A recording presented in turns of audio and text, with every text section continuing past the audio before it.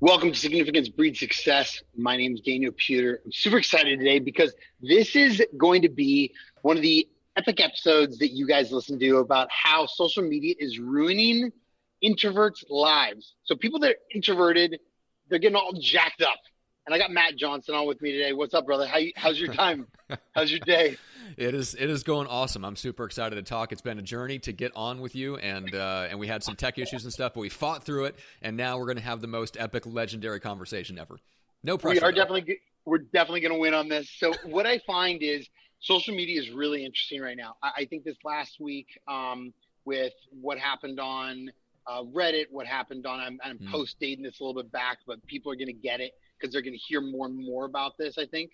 yeah, What happened in the stock market, what happened in Dogecoin last night, and Bitcoin, and like all this stuff is going on that people are gloating about. But I know that there's a lot of people that are like I'm sitting at one of my private schools right now that are having some major challenges within their lives because of the social media and the transition and the COVID and everything else.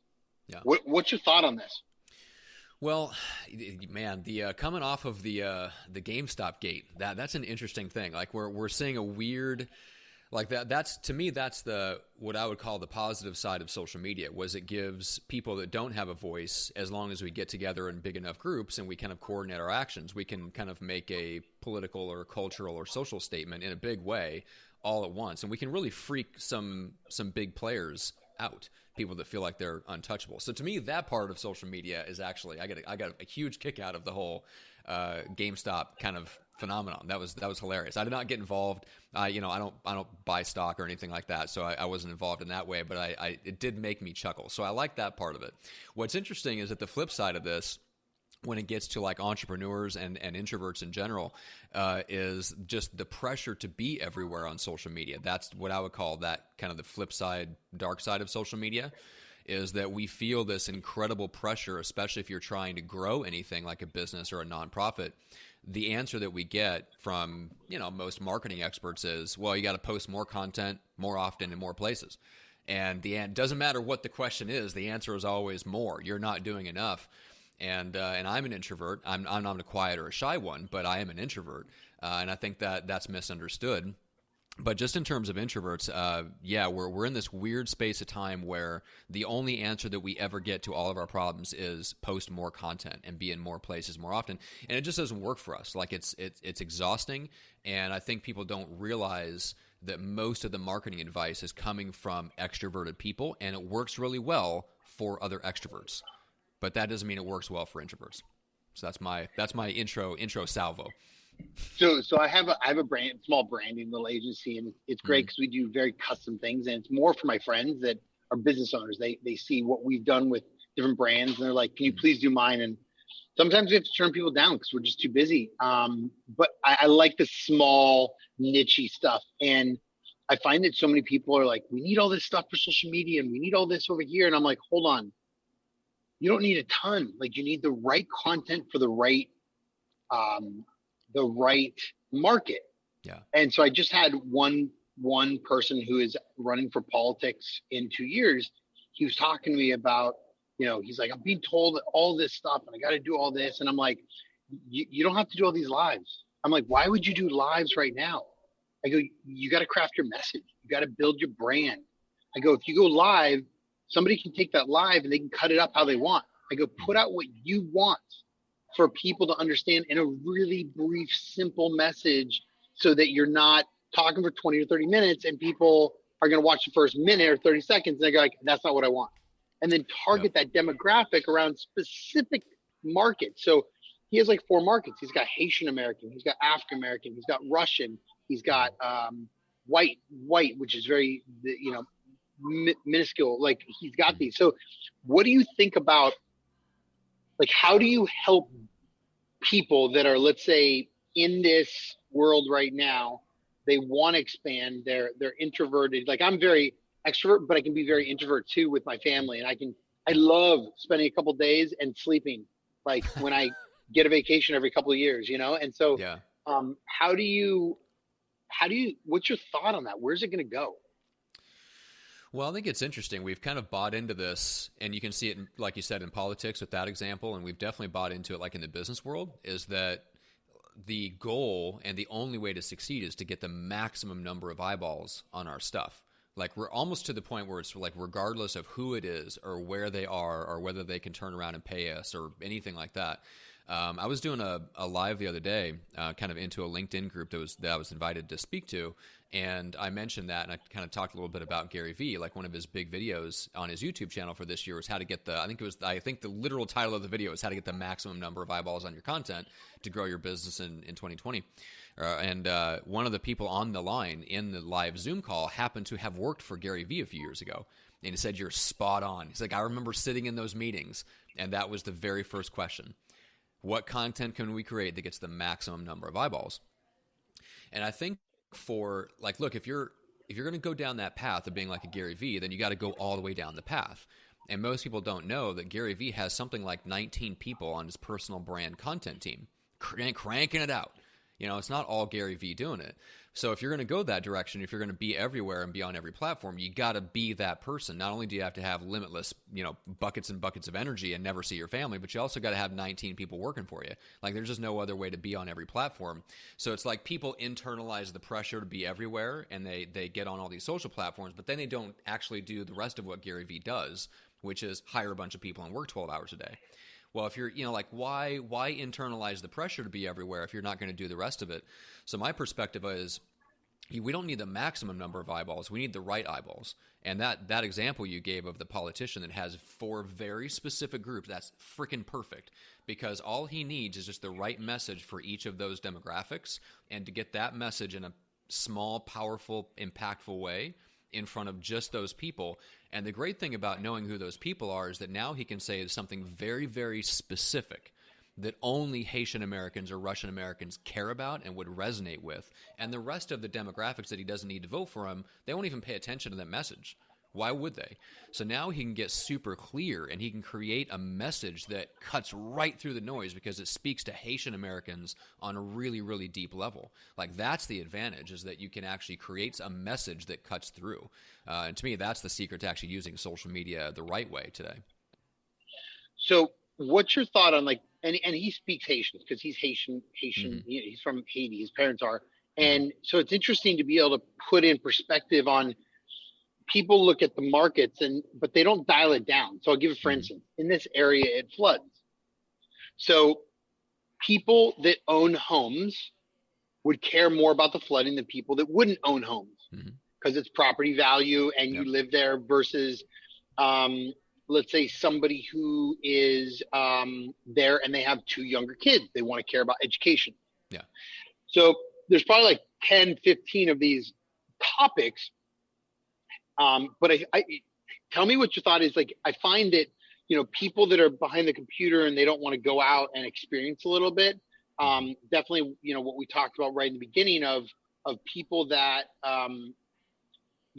social media is running their life, and maybe they're more introverted by themselves, but if they could reach out a little bit, if they could, like, I find that people behind the computer are so savvy at what they do, and they're so good at it. But there has to be a connecting the dot. Like, they either have to find a business partner that can go out there and, like, pitch themselves, and because you can have the best product in the world, but if you don't know how to deliver that product to humans, so there's a yin and a yang. I find there's 3 people. There's the science guy, which could be like the introverted person behind the computer that knows how to do all this data collection and everything. And then there's the manager and the business guy. Right. And so the business I find guy is typically like the extroverted out there, sales, like building all the connections and the relationships. Yeah. Yep. And the manager's like the operator. So he's in the organization, he's managing day-to-day ops. So I find that when people get these 3 people in their life, or you can be a little bit of both, but at the end of the day, you have to, when you get big enough, you got to hire those 3 people to be able to run the whole entire thing. I always find that I want to find smarter people than myself. So I told one of my kids that graduated today, he's here working on getting into college, and I said, you have to find only people that are smarter than yourself. And he goes, well, why? And I go, because you don't want to be the smartest one in the room, because you're not going to get too far. Like you might be smart, but it doesn't matter. Like, there's smarter people, trust me. Yeah. And so he had to really think about this. He's an 18-year-old kid and he's a rock star, but he's thinking like big picture and macro versus micro and like honing in. Give me a little bit more about how you take a demographic, how you plug it in to the wheelhouse, how you build, that a lot of people are entrepreneurs that listen to this. Mm-hmm. And I'll say one other thing, even if you're not an entrepreneur, everybody is a leader of themselves. Yes, 100%. So I find that so many people are like, well, I'm not an entrepreneur. I don't want to start a company. But guess what? You're working for a company. You could be a manager. You could take on tasks. You could learn how to hone things in. You could be creative. You can be the best version of yourself. You can lead yourself. You can lead your family. I mean, there's so much you can do.